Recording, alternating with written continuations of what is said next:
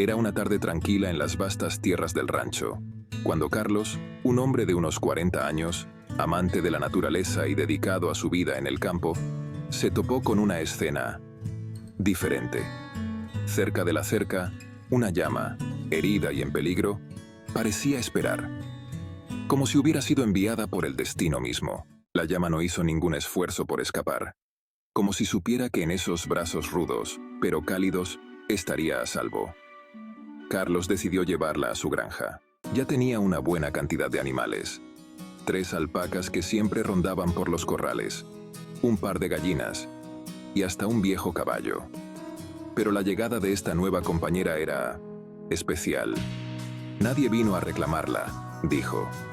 Así que la mantuve como parte de mi familia. La vida en el rancho empezó a cambiar.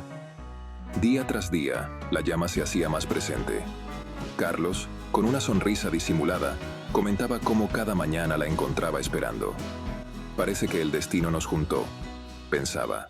Cada vez que Carlos la veía, recordaba ese primer encuentro, y no podía evitar sentir que algo más estaba sucediendo. Pero no, esta no era una historia de pasiones desenfrenadas. No, lo que había entre ellos era algo mucho más profundo. El granjero y la llama, ahora inseparables, comenzaron a compartir su vida de una manera tan natural como sorprendente. Al final, Carlos entendió que el encuentro con la llama no era un simple accidente.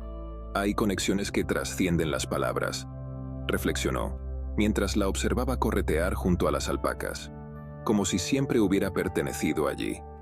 A veces, los animales llegan a nuestras vidas para enseñarnos a ser más humanos. La llama se quedó en el rancho, nunca fue reclamada. Pero lo cierto es que ambos, Carlos y la llama, encontraron algo que no sabían que necesitaban. No siempre elegimos a quienes llegan a nuestras vidas, pero cuando lo hacen, todo encaja, pensó mientras regresaba a su trabajo en el campo, sabiendo que ahora su familia era un poco más grande y especial.